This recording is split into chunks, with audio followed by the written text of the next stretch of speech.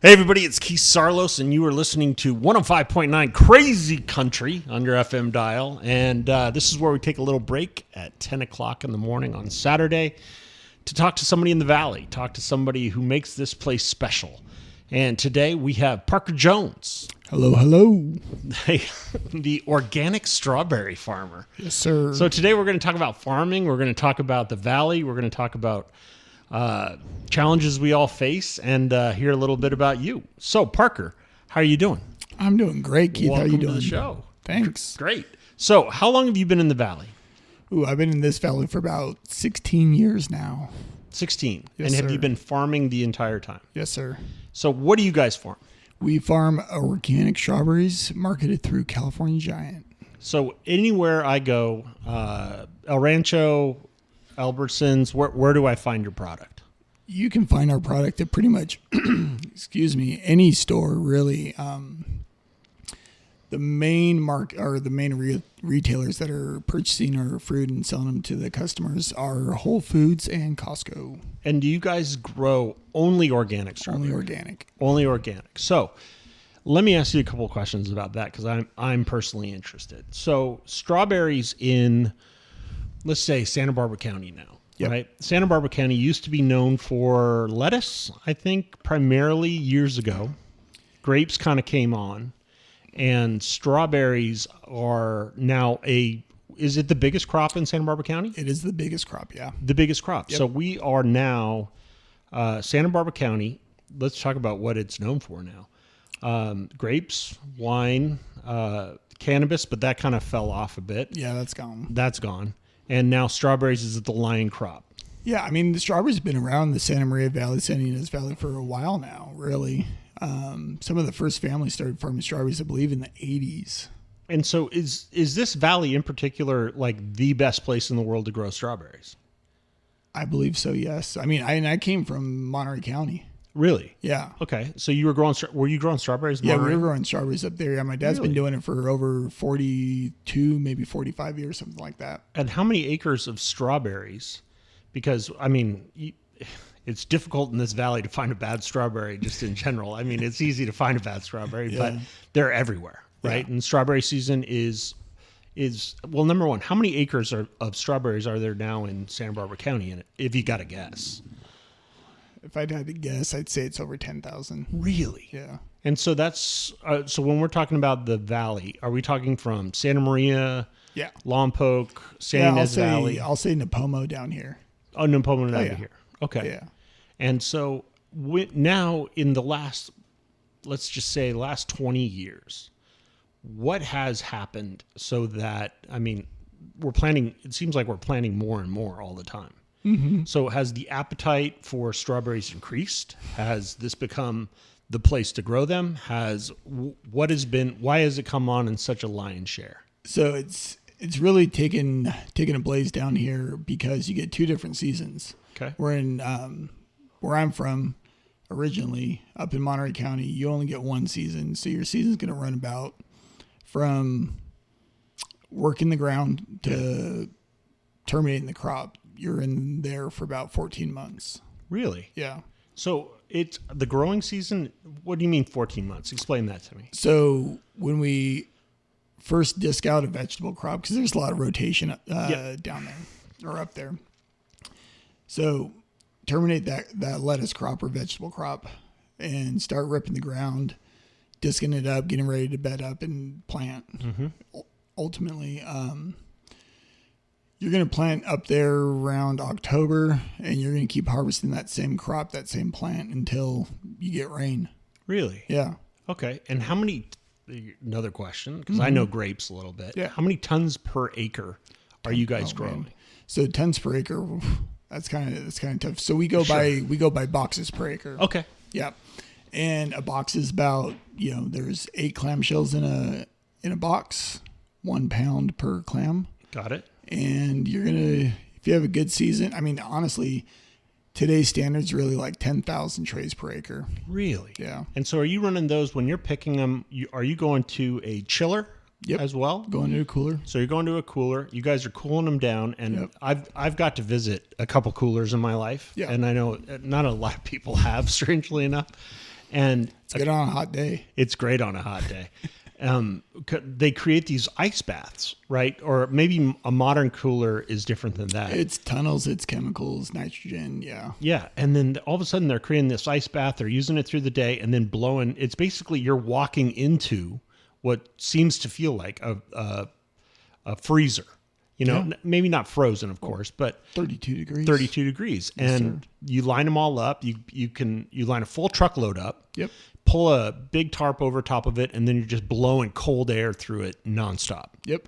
And that's when the cold chain starts. Is that where it starts? And it does not end until you get to the store. Really? Yes, sir. So from picking it out in the morning to getting into a cooler, getting them all cooled down so they all stay fresh, loading them on a reefer truck. And from pick to truck to cooler, Yeah. less than an hour. Really? Yeah. So it's on. So from the plow to porch, right? If you guys are picking in the morning, within an hour, it's on a truck headed to a distribution center or an end consumer. It's heading to the cooler Yep. to where there it'll hopefully be gone that same night on its Right. way to a DC. Yeah. Then from the DC to the retail store to the consumer. And so when you guys are picking now, I know that technologically advanced, you guys are on the forefront of that, right? Are you guys picking by hand? You're picking by machine? You're picking Yeah, we're picking by hand. by hand. Everything with strawberries is unfortunately done by hand. A lot of it. A lot of it's still Yeah. done with hand. So It's too soft. It is. And it's a very specific product, right? So they're hidden, they're not uniform, they're because in grapes you can there's a lot, depending on the vineyard and what you're doing, of course. There's a lot of like machine harvesting where they're going through, they're vibrating the vine. It's dropping it down into a hopper, it's going up, and they're offloading it into a semi truck, and it's on its way to a wine. It's amazing. Before I saw it down here, I thought it was all done by hand. Well, a huge percentage of it is still done by hand, and I think that's kind of the difference between, automation versus, and for us, in the grape industry, one of those machines, it's made in France and it's a couple $100,000, and they keep those machines running almost nonstop during harvest season. But usually that's going into let's say an $8 to $15 bottle of wine. Got it. Right. And then all the stuff that's picked by hand is hand sorted, hand this, hand that, and it's touched so many more times, which really pushes that price up, from a $15 bottle that basically was almost never touched by hands, bottling and things like that, of course. But in general, the automation is there to, get it in the bottle as efficiently as possible. But you're talking about strawberries. Those are being handpicked. They're put in a truck. They're on its way to a distribution facility in less than an hour. And how much of that has changed? Let's say, go back to your dad 70 years ago to today. Has it shrunk? Has it gotten quicker? What's happened? It's definitely gotten quicker. And I can still remember the days, because it wasn't that long ago, where we implemented forklifts. Really? Yeah. So before that, no. Before forklift. that, it was loading them. You grab as many boxes as you can off the ground. Yep. Throw them up on the truck. There's a guy up on top of the flatbed truck. Stacks them up. You just keep moving. Really? Yeah. So what do you see in the next, for sake of argument, as far as strawberries goes? What are the biggest challenges that you guys are facing as farmers? Let's just say in Santa Barbara County. Besides labor. Yeah. Man, I thought I was going to be able to see an automated harvester. And we were working with a startup company, not only a couple of years ago, and they had a automated harvester. And what I tell every startup, and whoever's listening to this, I hope they hear this. But what I tell every startup that in the ag tech sector is, if you're going to come out to a field and work with the farmer, not only if it's me or if it's someone else, I don't care. Listen to the farmer. Okay. Right? Yep. But stay minded. Right? What's your goal? You came here with something to sell. Yep. Or something to research. Right? There's a problem, you want to create a solution. Great. And hopefully you make a ton of money doing it, right? Sure. But when you get to talking to a farmer, it can either go one or two ways, because either we'll talk your ear off and you'll walk away confused as all heck. Yeah. Right. But then it's really trying to stay focused, because we can confuse you. We can tell you, well, if you're running through the field doing A, why don't you do B, C, D, and E, and F, right? Spray my field, count the flowers, count the berries, and fertilize it too. Why not? But you came out here to harvest. That's the main thing. Yeah. So that's the ultimate goal with any crop, right? The Yeah, ultimate you goal with gotta any get crop out. is get it out of the field and Yep. get it weighed, get it sold, and get it to where it needs to go. exactly. Interesting. So that project unfortunately went away. Right. Is it too hard of a problem to solve? I don't think so.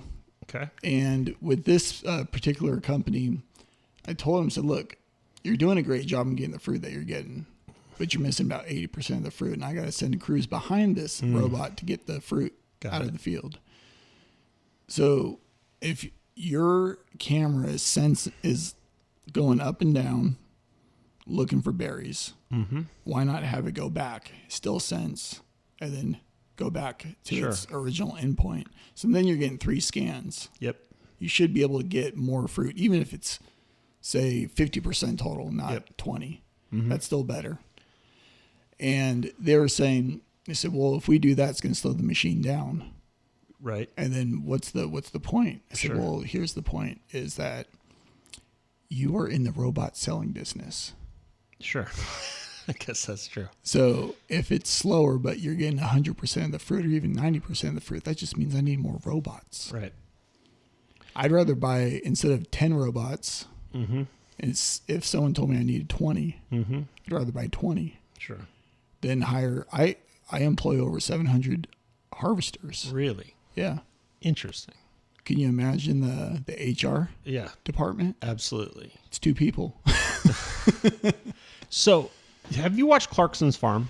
Not yet. Oh, I know. You need to go home and watch that thing. I know. Because one of the things I've thought was so interesting and why I wanted to have you in is, being a farmer in Santa Barbara County is probably I won't say one of the toughest jobs in Santa Barbara County, because there's a lot of tough jobs. But when you're out there and you are 100%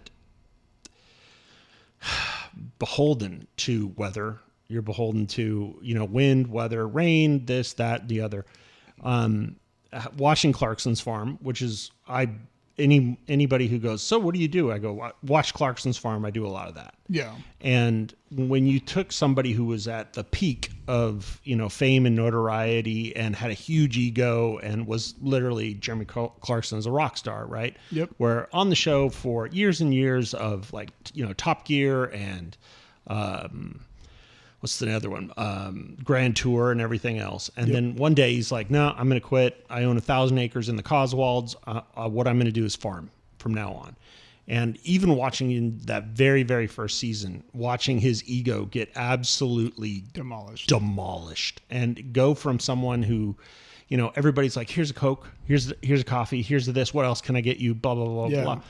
And then being a person who is out there in a tractor, at midnight harvesting or 4:00 in the morning, trying to get stuff into the ground. What was he farming? He farmed a bunch of different stuff. Mostly it was a lot of grain. It was a lot of hay. It was a lot of, row crops, basically. Irrigated or dry? Dry farmed. And so if you watch it, and there's 4 seasons of this stuff, it's like a master class in farming. Yeah. And then, spoiler alert, he goes through this whole thing. And then at the end of it, he makes, a couple $100. Yeah. And he's like, why are people doing this?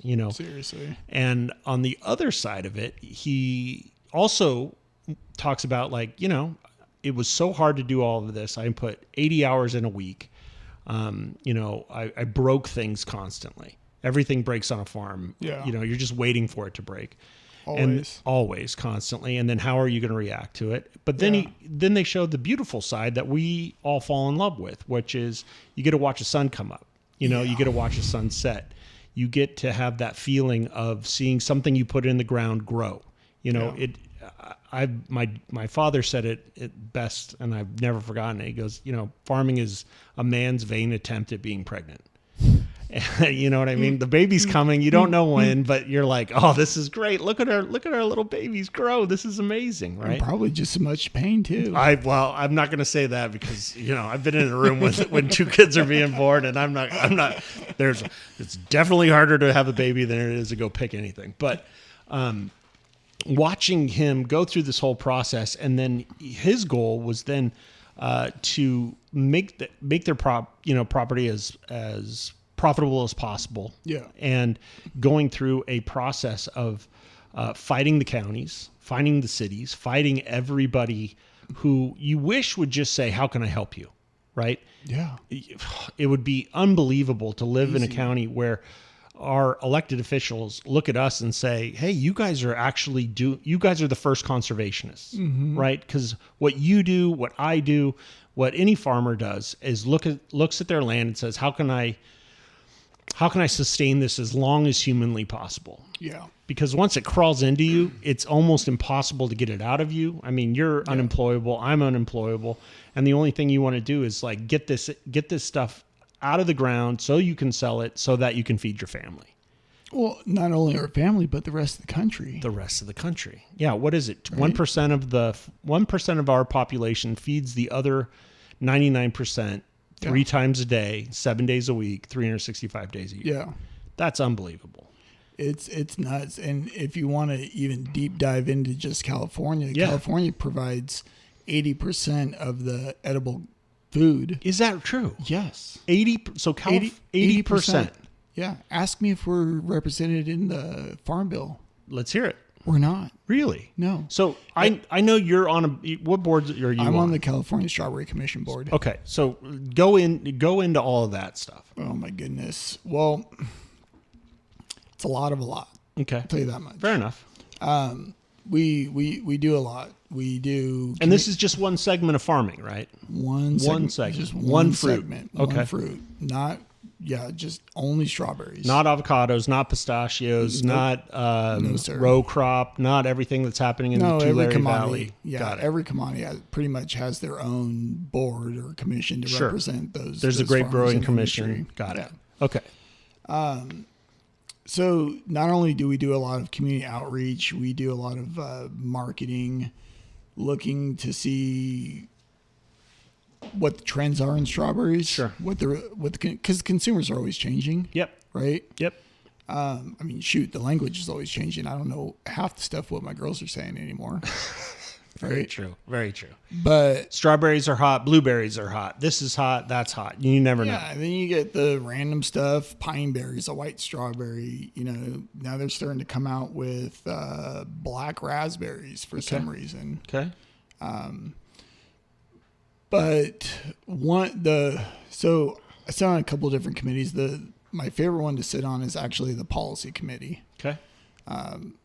That's where we get to work with the USDA and the FDA. Okay. On either new laws or regulations. It always has something to do with food safety. Got right? it. Strawberries get a bad rap. They're always on the Dirty Dozen, which actually we dropped on the Dirty Dozen list. So what's the Dirty Dozen? Dirty Dozen list is fruits or vegetables that they get tested, residue test. Okay. Whether they have pesticides or fungicides or any kind of like chemical made. Got it. On it.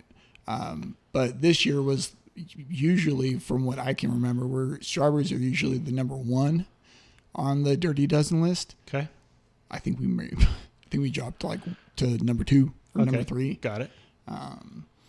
But so that was kind of, I saw the headline and just kept scrolling because, Yep. it's good news. So let's focus on only the bad news, right? Right. But, we had a outbreak about, I want to say it was 2 years ago, hepatitis A. Okay. I think it was, if I'm remembering correctly, it was the first week in June. Okay. And as a farmer, I'm looking at the report. It hadn't hit the news yet. I'm looking at the report, And I can tell without even seeing a location of where that fruit came from. I knew that came from Baja, California, or Mexico. Sure. Right. And I want to say it was 2 days later. FDA says don't buy strawberries. Hepatitis A outbreak. So it didn't come from inside the United States. No, it didn't sir. come from California. It didn't come from any place that has the rules and regulations and the backstops that we all have to abide by. Exactly. It just comes over the border. It came from a different country, different rules, different laws. Yep. Yet it affected the entire industry. The entire U.S. market. Got it. So just for reference, that Monday I was selling fruit for $18 a box. By Friday, it was $6. Really? Conventional fruit was anywhere between $12 to $14 a box, I believe, and that went to $0. Really? Pay applicable shipping. That was to the retailer. So you were harvesting it, you were paid to put it in the ground, you paid to do everything along the way, and the only way they were buying it is if you shipped it to them for free. Or they paid shipping. They paid shipping. But they got free product. For the conventional fruit, yeah. Got it. So I mean, you're losing money, man. Oh. Money. everything. Money. That's just doing it for free. Doing it for free. Got it. Actually, well, free would have been better. Yep. You were still, Right? yep. You're losing probably $9-10 a box. And if you're picking thousands and thousands 80,000 boxes a week. Unbelievable. Gone. Unbelievable. Yeah. So being a farmer in Santa Barbara County, specifically California, what are some of the greatest things, like you said, other than labor, other than that, what new things are constantly coming down the pipe, making the farmer, and you're saying 80% of the food that is consumed in the United States Comes from this state. comes from this state? Yes, sir. Is there a harder state to grow in than California? No. No. We're No. the top of the block. I would say so because now let me ask you a question. Sure.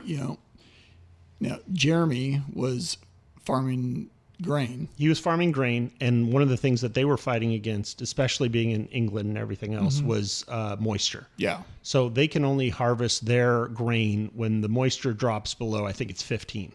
And, Yeah. And then they have, rain through the summer, this, that, and the other. This last fourth season, which was 2024, it was biblical. Like it flooded, and they couldn't get anything in. They couldn't get anything out.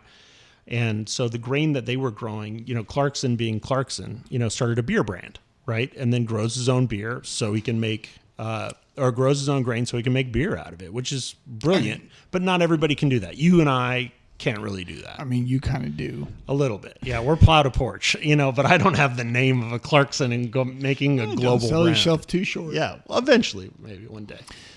But the question is, Yep. do you consider that farming? Growing grain? Yeah. Yeah. Well, I think I would have to say yes, because you're putting something in the ground.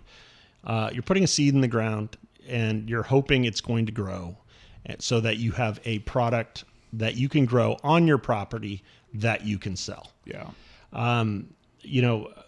There's a lot of rules and regulations. I honestly Ish. think that there is more rules and regulations in Britain than there is in the United States. I don't know. I think it depends on the commodity. It definitely has that to. you're looking at.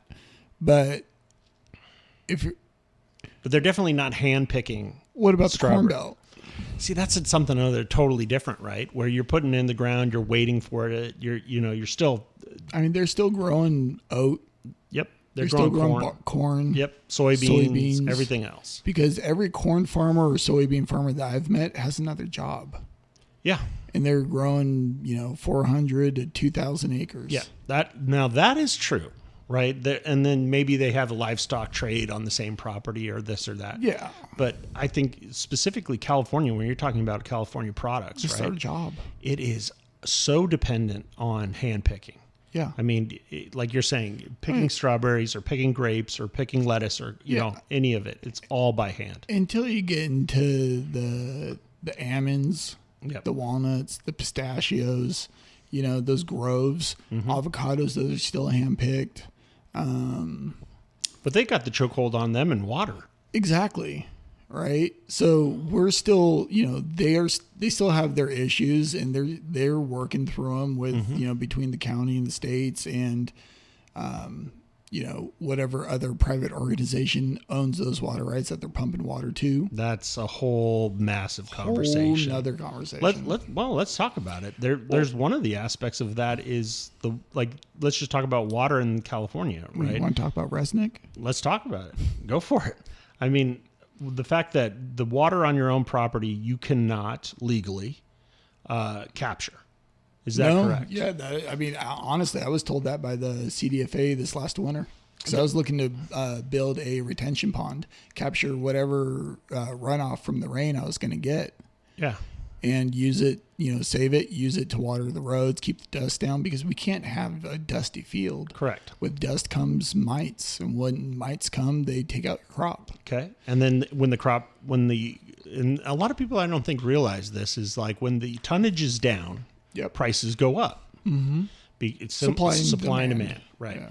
So you were going to put a retention pond on your property so that you could use the water that would run off of your property and eventually down to the ocean, right? Down which is Los Alamos or wherever. Yeah, which is what I think they prefer. And they would prefer that. For some reason. And if you would capture it, they told you no. You don't own it. You don't own it. So who does own the water in California? Supposedly the state. Supposedly the state. But what we found through, the last couple of years is there are people, individuals, that own huge percentages of the water rights in California. Mm-hmm. And that's privately owned, privately held. So the water that's falling out of the sky as soon as it hits the ground, belongs to someone. Yeah. That's unbelievable. Yeah. So what do you see coming down the pipe as far as, let's talk about like water in general, right? Regulations, meters on ag wells, all of that kind of stuff is freight training down the pipe. Well, it is water is a commodity that I think we do need to be careful of, right? Because so Monterey County, there's a lot of different aquifers underneath the ground. Mm-hmm. We're on a pretty nice one right here. We are. I want to say it's the first two aquifers that are shallow. Mm-hmm. I want to say they're 200. The first one's 200 some odd feet. The next one's 400 or 500 feet. Mm-hmm. Those are all saltwater now. Really? Yeah, saltwater intrusion. So the great thing about the Santa Maria Valley is that there's a big granite kind of wall underneath that beach that stops the saltwater from coming in and contaminating the aquifers that we use. So a little bit of that. The mountain that we're looking out a window right now that separates what we would consider like Goleta or anything from the San Ynez Valley is one of 7 transverse mountain ranges that exist in the world. Whoa. I know, it's pretty crazy. Yeah. No one ever thinks about it. The whole mountain range that runs and falls into the ocean at Point Conception, then runs all the way to San Bernardino and everywhere in the back. That's crazy. Is a mountain, basically this mountain range. One of the things, we give tours on Saturday mornings and stuff. If you go on the south side of that hill, it's a desert. That all of that water has to get pumped in every single day. Like a lot of people don't know, Lake Cachuma doesn't really feed this valley whatsoever. It goes back over to Santa Barbara. Okay. Every year they do open the gates so that water can run from Lake Cachuma and then it can fill up all the aquifers. And as soon as that trickles into the ocean, then they close the gates. So that fills up all the aquifers. But everything on this side, like Los Olivos, has a very, very high water table, which makes it a special problems area. So where you're talking about that granite, that we live in a very, very unique place with weather. Oh, yeah. The cold northern Pacific Ocean right off of Santa Maria. And then as soon as you go around Point Conception, it turns into warm Baja Pacific, California. Yeah. And then every day, 3 p.m., it blows from the cold northern Pacific across this valley. Perfect for growing grapes, perfect for growing strawberries, perfect for growing everything. Yeah. And then up and over the hill, out to sea in Santa Barbara with the sundowners. Yeah. So we live in a very, very special, unique place. It's amazing, to be honest. It's truly crazy, right? No, it's nuts. So all that water that we're talking about that's underneath our feet is owned by someone. It's going to become the new oil in the upcoming years. Yeah. Because here, and if you don't want to answer this, you don't have to. But one of the things that people bring up with like nut crops, right? They're like, oh, what each nut costs a gallon of water. That's crazy. It's pretty high. Yeah. These strawberries, grapes are on the low end of that spectrum of need. Yeah. Where do strawberries fall? I want to say it's 2.2 acre feet. Oh, really? Yeah. So is that high or low? It's lower than it used to be. Lower than it used to be. Yeah. Okay. So one of the things that becomes pretty prevalent is that every time you build a house, usually you're building it on a place that used to be farmland. Oh, yeah. And then the amount of water that a house requires versus the amount of... It's like 7 gallons a minute. Yes. Yeah. It's something crazy. And people never take that into account when you think about the urbanization of farmland. Yeah. Right? Homes are using more water per square foot than a farm is. Well, I'm sure, if you've ever taken a drive on Interstate 5, yeah, you see the signs. Yep. Give us our water. Give us our water. Right. Is growing food a waste? I've had that conversation with my son, because when you go through there and you look at how many almonds farms there are there, right? Who is buying those almonds, right? It's like, I think the majority of them get exported over to China. a lot of them go out of state and go out of country, and then it comes back to us in the form of slurry or almond milk. Yeah. Right. Well, almond juice. Almond juice. I know too many. Yeah, it's nut juice. Sorry. It's nut juice is exactly what it is. Sorry, guys. But if you think of the people that are buying that nut juice, right? It's like, it's city. It's a huge percentage. So the water that's not going to the almond farm is going to a city. A food desert. Where they're not growing anything. Everything's imported. That almond gets picked. It goes to China. Mm-hmm. It becomes a slurry. Mm-hmm. It comes back to go back to a city versus being able to grow it here and sell it here. Yeah. And that seems to be like what the food chain actually is these days. Yeah. I was told by someone recently that they think it would be cheaper if the fruits and vegetables came from out of country, mainly Mexico, really, right? Yeah. And, I was actually, because, that the person that said that was, was pretty close to me. And I was taken aback, and I said, but I can get that, right? Because labor's 2/3 the cost. Mm-hmm. I know their numbers just as good as I know my own numbers. Right. Right. So, our growing cost is going to be about the same. But labor's the biggest part. So, a little honesty here. With strawberry growing, we have 2 different budgets. We have our non-harvest budget, which means everything that it takes to grow the crop and keep the field clean. Yep. Then we have our harvest budget. Yep. That is just labor. Yep. That's mainly harvesters, truck drivers, and some supervision. But everyone that has to do with getting that fruit harvested and getting to the cooler to the store. Right. That's about $60,000 an acre. Really? Just the labor. Wow. Yeah. That's immense. Exactly. So if you go down to Mexico and you're looking to save 2/3 the cost, $20,000, and there's no better business model than working in Mexico or growing strawberries in Mexico and getting paid dollars. Right? It's not like they're getting paid pesos. Right. So, But go back to your original story that you were telling. So it's obviously cheaper. Yeah. Right? And I had just got done with this FDA meeting saying that they were going to regulate the strawberry industry more than we already are because of that hepatitis A outbreak that happened 2 years ago in Baja, Mexico. Got it. I said, look, you guys, I can tell you this. Whatever rules or regulations that you're going to come out with new for us, I can guarantee you we're already doing them or doing something even more stringent upon ourselves. Self-regulation. Exactly. And we get third-party audits twice a year, once for every crop. And I'll have 2 organic audits this year. one from the CDFA, the other one from the CCOF. And they're making sure you're following every single guideline. So what I told the FDA was, why don't you do your own food safety audit, your own federal food safety audit on farms down in Mexico, right? I'm not calling anyone out. Sure. I have faith in the American companies that are down there doing business, that they're doing the right thing. Mm-hmm. It's the, how can I say this politically correct? The foreign businesses that are exporting fruit into our country have zero to no regulations going down there as far as our food safety is concerned. Got it. Right. So the chain of command in the United States, it falls with the farmer.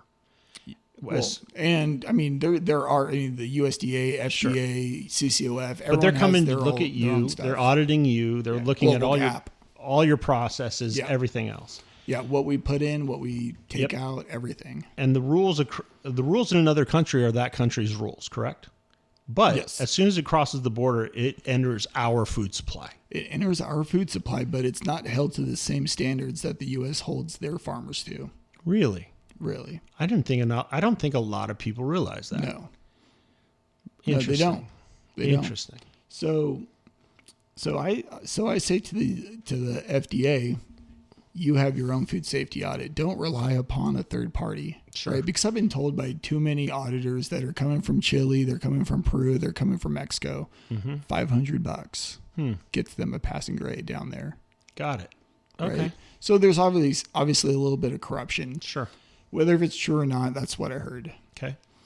And so FDA, you do your audit.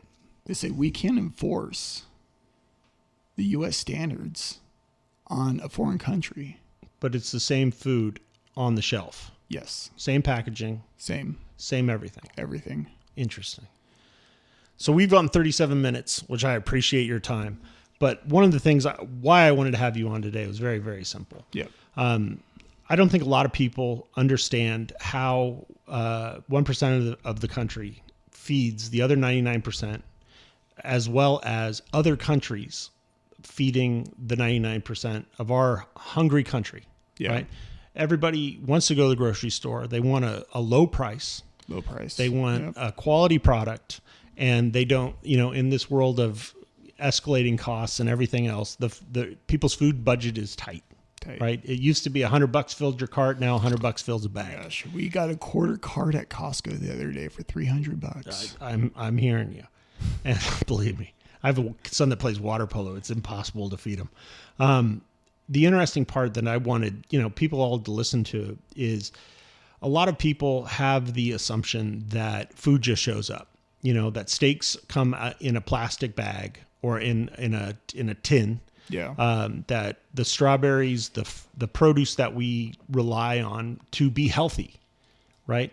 Because if you go in and you buy a flat of strawberries for a price, you could probably buy 25 bags of chips for the same price. Oh, easy. Easy. And what we're choosing to put into our body is very, very important. Yeah, I think you and I have had this conversation before.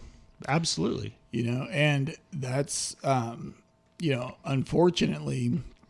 And I've told some friends that are politicians that, they're in Congress, that I would love for you guys to put me up.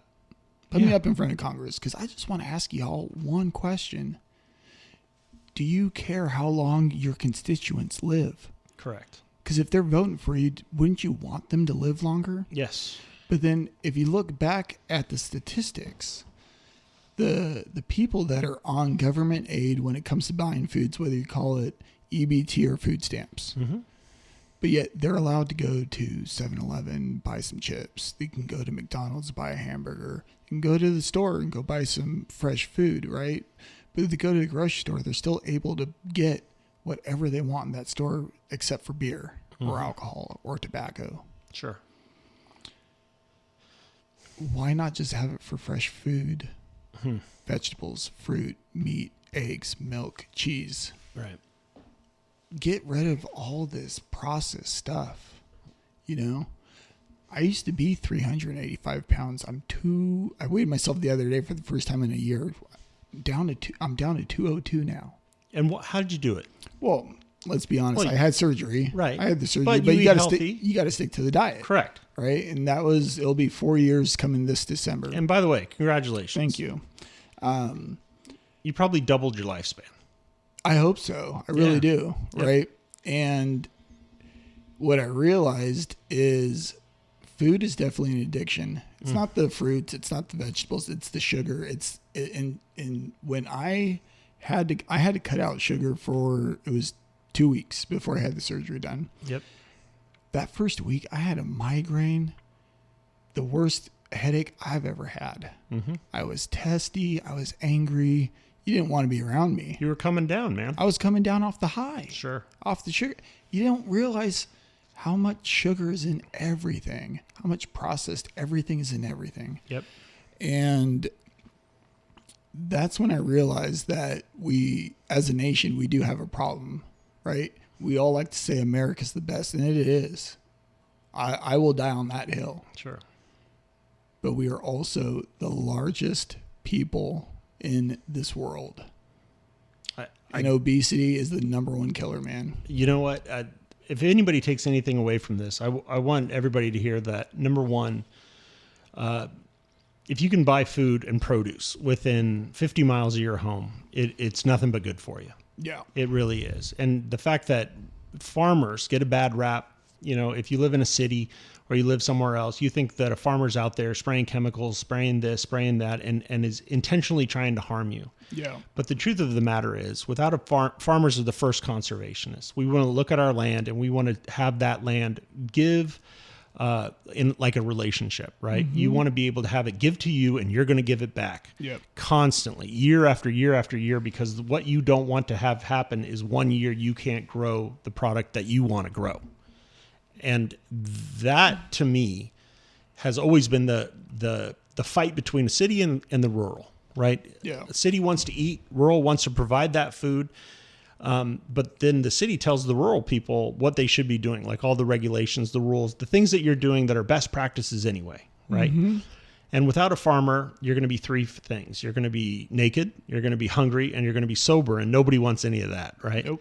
So when you're driving around the San Ynez Valley, when you're driving around, from Santa Maria all the way around, and you see those farms that are out there, those are people that are working hard, they're trying to provide, and they're trying to put food on your plate tonight. Mm-hmm. And if anything, if you're work in the government, if you give a farmer a break, because quite honestly, everything's stacked against them.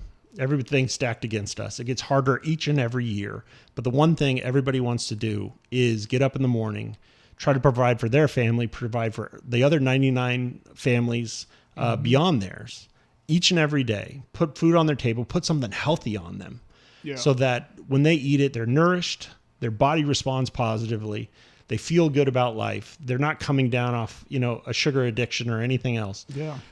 Because there is nothing better, in all honesty, than sitting back, buying a flat of strawberries, sitting in your truck and just one by one, cutting them open, eating them and enjoying it. That's it. That's the whole point of it. Yeah. So, Park, hey, thank you for coming on thank today. You for having me. I really appreciate it. Yeah, so, it was awesome. Everybody, this has been Chopping It Up with Keith Saarloos. Sorry we ran a little long, and back to your regularly scheduled programming on Crazy Country 105.9.